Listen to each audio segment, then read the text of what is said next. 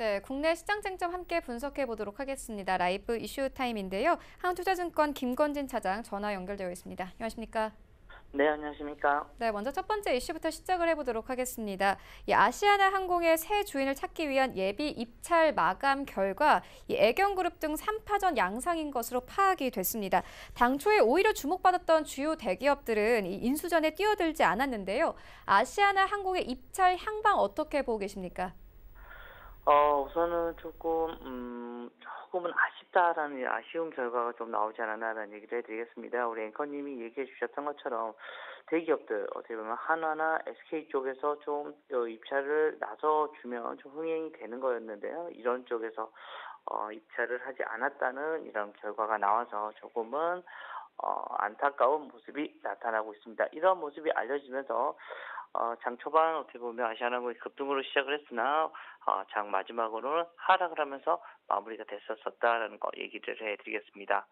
실제 매각 주체와 매각 대상의 이런 기업 주가가 크게 오를 수 있었었는데 시작은 그렇지만 마지막이 좀 안 좋았다라는 거 이야기를 해드리겠고 실제로 이러한 사건이 이러한 모습에는 가장 큰 것은 결국은 아시아나항공의 부채 규모와 인수 비용이 조금 잘못하다가는 승자의 저주로 일어날 수 있다는 우려가 좀 많이 반영이 되고 있다라는 얘기를 해드리겠습니다. 실제로 이번에 참여한 세 곳 바로 이 애경산업과 HDC, 현대산업개발 그리고 재무적 투자로 나서는 미래에셋증권 같은 경우 그리고 사모펀드 쪽에서 이런 세 군데에서 지금 3파전을 이뤄내고 있다는 거 얘기를 해드리겠습니다.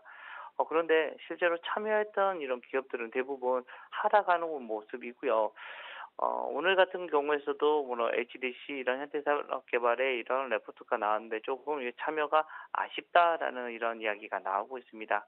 가장 큰 이유로는 뭐냐면 아시아나항공이 올해 상반기 부채 규모가 9조가 넘어간다는 얘기 그리고 인수 비용이 최대는 한 1조 5천억 원에 달할 것이라는 이런 전망이 나오면서부터입니다.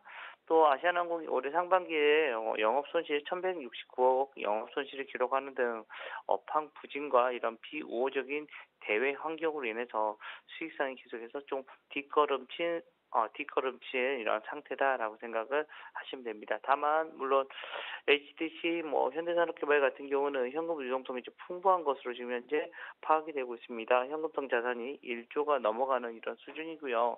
단기 금융 상품도 한 4,500억 정도가 되고 있어서 현금 동원 능력이 1조 6천억 가까이가 될 수 있다라는 거 얘기해 드리겠고 아시아나항공 인수까지 성공을 하면 기존 면세점 사업 시너지와 함께 포트폴리오를 조금 다각화할 수 있는 게 아니냐라는 이런 기대를 하고 있다라는 얘기를 해드리겠습니다. 실제로 HDC 현대산업개발은 사실은 신규 투자에 많이 좀 보수적인 회사로 유명한데 인수검토 소식은 좀 많이 의외라는 이런 평가가 상당히 많았다라는 거 얘기를 해드리도록 하겠습니다. 아직 본입찰이 좀 남아 있고요. 아직까지 완벽하게 뭐가 왔고 짜진 건 아니지만 좀 시간이 걸릴 것 같고 시장이 예상했던 것보다는 조금 흥행을 하지 못한 이런 M&A가 아닌가라는 얘기를 해드리도록 하겠습니다.